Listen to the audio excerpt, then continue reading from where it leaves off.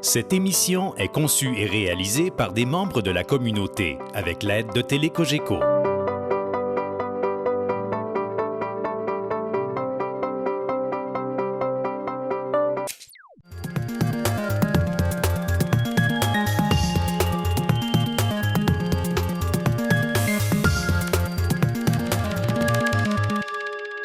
Cette semaine, dans le cadre de notre capsule financière, on retrouve M. Sylvain Marleau, conseiller en placement pour la financière Banque nationale.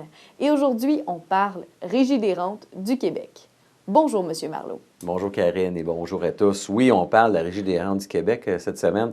En fait, les gens connaissent la RRQ, le revenu de retraite qu'ils ont à partir de l'âge de 60 ans. Mais c'est pas juste ça, la Régie des rentes du Québec. En fait, c'est sûr que le revenu de retraite est très important parce qu'on parle de quelques centaines de milliers de dollars que les gens vont toucher après l'âge de 60 ans en revenu mensuel qui nous vient de la RRQ. La mission de la RRQ, c'est aussi d'indemniser en cas d'invalidité ou en cas de décès. C'est aussi fournir une aide financière si vous assumez la charge d'un enfant.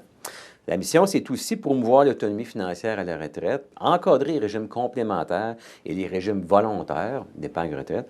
C'est aussi de concourir à l'évolution du système de retraite des Québécois, ce qui a été un sujet bien important dans les dernières années. On parle de 4 millions de cotisants au régime des rentes du Québec. On parle de 1 800 000 bénéficiaires à ce régime.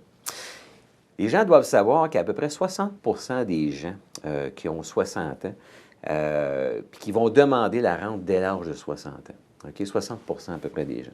Il y a à peine 2 des prestataires qui vont attendre après 65 ans pour commencer à prendre leur régime Régie des rentes du Québec. Il faut savoir qu'avant l'âge de 65 ans, il y a quelques pénalités. Notre rente est moins grande. Puis après ça, si vous patientez jusqu'à 70 ans pour avoir le maximum, bien, votre rente peut être même majorée de 42 rendu à 70 ans. Selon des chiffres là, qui datent de 2013, un retraité qui commence à recevoir sa rente à 70 ans, il pourra toucher à peu près 1 400 $ par mois. Okay? Ce qui est quand même beaucoup, ce qui est quand même 425 $ de plus que le retraité qui va demander le même montant à l'âge de 65 ans. Je dis aux gens, faites attention, c'est la Régie des rentes, il faut cotiser, puis pour avoir le droit de cotiser, il y a des conditions à respecter. Il y a des gens qui sont payés en dividendes de leur compagnie qui ne leur donnent pas de droit de cotisation. Il y a des gens, malheureusement, qui travaillent au noir, puis là, eux autres, ils n'ont pas le droit de cotiser. Alors, c'est un revenu important que ces gens-là vont se priver, rendus à 60 ans et plus. Les gens me demandent souvent à quel âge je devrais demander ma rente. Écoutez, première des choses à savoir, c'est que la rente, là, elle ne vous est pas envoyée automatiquement. Vous devez la demander, OK, après l'âge de 60 ans. Puis pour répondre à la question, c'est toujours difficile à savoir.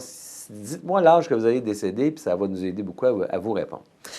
Écoutez, c'est sûr et certain que si vous décédez à 71 ans, puis que vous demandez à la Régie des rentes de vous verser le montant à partir de 70 ans, vous allez vous être pénalisé d'un montant que vous auriez dû utiliser. Hein? Si on ne connaît pas la date de fin. Si vous n'avez pas d'argent, la question ne se pose pas, demandez-la tout de suite. Si vous avez de la difficulté à rendre à la retraite, à joindre les deux bouts, vous demandez dès maintenant, dès 60 ans, dès la municipalité, votre rente. Si vous êtes en bonne santé, que vous avez assez de revenus de retraite, puis vous êtes capable de vous permettre un report de la rente, bien, c'est peut-être intéressant de la reporter le plus tard possible, qui est jusqu'à 70 ans, parce que c'est là que la rente va devenir le plus payant sur votre vie durant. Et puis, les gens qui vivraient jusqu'à 85 ans et plus là, ont avantage à reporter à 70 ans s'ils sont capables le revenu de la rente, de la Régie des rentes. Il y a aussi d'autres éléments à considérer. En cas de décès, il y a une prestation qui va être versée. La prestation de décès, c'est un paiement unique d'un montant de 2 500 $. OK? Puis c'est versé si la personne décédée avait suffisamment cotisé au régime des rentes du Québec. C'est versé à la personne qui a payé les frais funéraires en premier, ce qui n'est pas toujours les héritiers. Et puis sinon, c'est versé aux héritiers selon certaines modalités. Si votre conjoint est suffisamment cotisé au régime, vous pourriez aussi avoir droit à la rente de conjoint survivant. Puis si votre conjoint avait la charge d'un enfant mineur, une rente d'orphelin pourrait être payable à l'orphelin en question. Les meilleures personnes pour vous conseiller, là, je dis toujours aux gens, appelez directement à la Régie des rentes du Québec.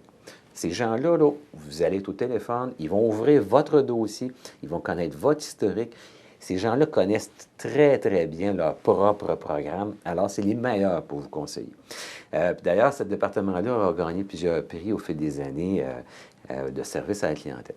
Mais c'est bien certain que vous avez aussi besoin de votre conseiller en placement dans votre planification de retraite. Quand on va regarder à quel âge vous arrêtez de travailler, de 60 à 85, à 90 ans, à 75 ans, où est-ce qu'elle va se situer ce revenu-là, votre conseiller en placement devrait être aussi consulté. Pour faire cette capsule, il y a 2 sources intéressantes qu'on pourra donner aux gens. En une, un article de Stephanie Grammond qui est écrit dans le Journal de la Presse, puis un autre directement, allez sur le site de la Régie des rentes du Québec. Excellent site, beaucoup d'informations très claires et facilement abordables. Bien, merci beaucoup, M. Marleau.